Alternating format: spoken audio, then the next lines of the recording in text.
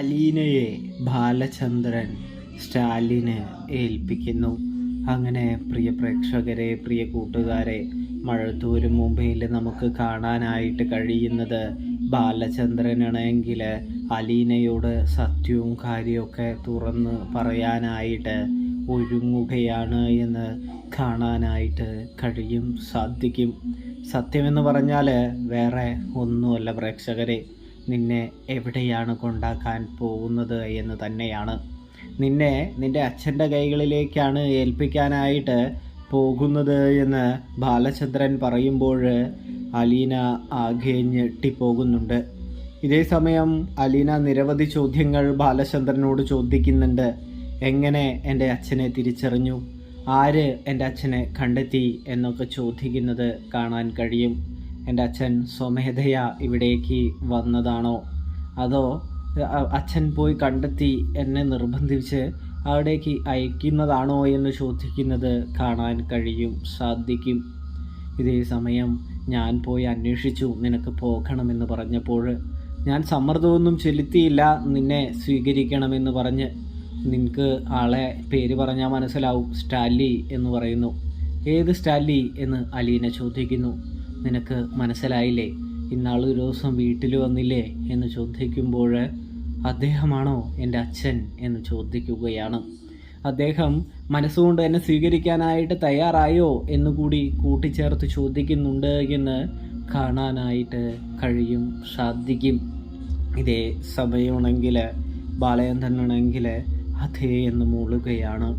തീർച്ചയായിട്ടും മോളെ, അയാൾ നിന്നെ സ്വീകരിക്കാൻ തയ്യാറാണ് എന്ന് പറഞ്ഞു എന്ന് പറയുന്നത് കാണാൻ സാധിക്കുന്നുണ്ട്. ഇതേ സമയമാണെങ്കിൽ നമ്മുടെ അലീന ഒന്ന് ഞെട്ടിപ്പോകുന്നുണ്ട്. അന്ന് തന്നെ കാണാനാണോ അപ്പോൾ വന്നത് എന്നുള്ള ആ ചോദ്യം അലീന ആവർത്തിക്കുന്നു. അതെ എന്ന് പറയുന്നു. ഞാൻ വിളിച്ചു കൊണ്ടുവന്നതാണ് എന്ന് പറയുന്നതും കാണാനായിട്ട് സാധിക്കുന്നു. നിന്നെ ഒന്ന് കാണണമെന്ന് അദ്ദേഹം പറഞ്ഞു, അതുകൊണ്ട് വന്നതാണ് എന്ന് കൂടി കൂട്ടിച്ചേർക്കുകയാണ്. ഇതേ സമയം അലീന പൊട്ടിക്കരയാൻ തുടങ്ങുന്നു. എന്തിനാച്ചാ എന്നെ ഉപേക്ഷിച്ച് പോയവരുടെ കൈകളിലേക്ക് എന്നെ വീണ്ടും ഇട്ടുകൊടുക്കുന്നത്, അവിടെ കൊണ്ടാക്കുന്നത് എന്ന് ചോദിക്കുമ്പോൾ നിൻ്റെ സുരക്ഷിതത്വമാണ് മോളെ എനിക്ക് ഏറ്റവും വലുത്. ഇനി ചെല്ലുന്ന വീട്ടിൽ നിനക്ക് ചിലപ്പോൾ വലിയ വേലക്കാരിയായി മാറാനുള്ള യോഗമേ ഉണ്ടായിരിക്കുകയുള്ളൂ. വേറെ എവിടേക്കെങ്കിലും പോയി കഴിഞ്ഞാൽ എൻ്റെ വീട്ടിൽ കിട്ടിയ സ്ഥാനം, നീ എൻ്റെ വീട്ടിൽ ആരായിരുന്നു എന്ന് നിന്നോട് ഞാൻ പറയേണ്ടതില്ലല്ലോ, നിനക്കുള്ള സ്ഥാനം എന്താണെന്നൊന്നും പറയേണ്ടതില്ലല്ലോ.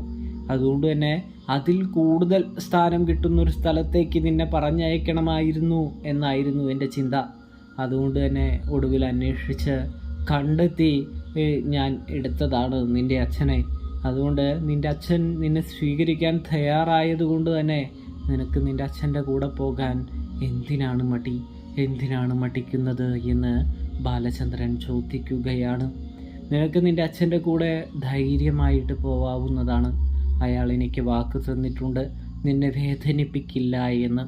നിന്നെ വേദനിപ്പിച്ചാൽ ഞാൻ നിയമപരമായി പോകുമെന്നും ഞാൻ അദ്ദേഹത്തോട് പറഞ്ഞിട്ടുണ്ട് എന്ന് തുടങ്ങിയ എല്ലാ കാര്യങ്ങളും പറയുകയാണ് നമ്മുടെ ബാലചന്ദ്രൻ എന്ന് കാണാം.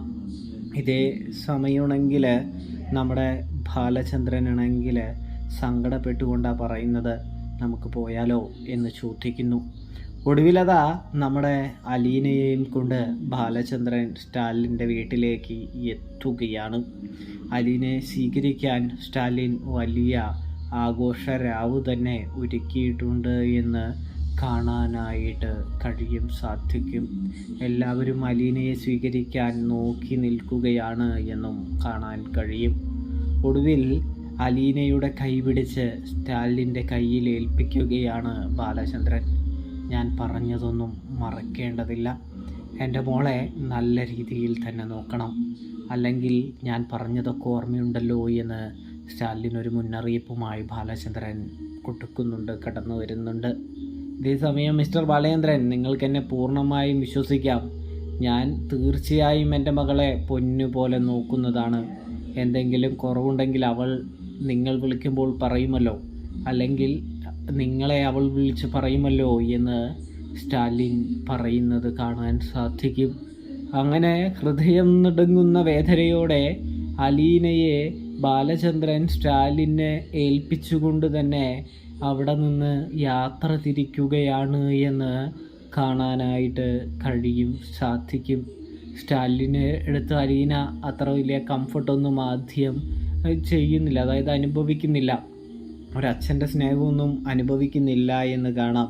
സ്റ്റാലിൻ അലീനയ്ക്ക് വേണ്ട സൗകര്യങ്ങളൊക്കെ ചെയ്തു കൊടുക്കുന്നുണ്ട്, എല്ലാം അച്ഛൻ പറയാമെന്ന് കൂടി ചേർത്ത് പറയുന്നുണ്ട് എന്ന് കാണാൻ കഴിയും.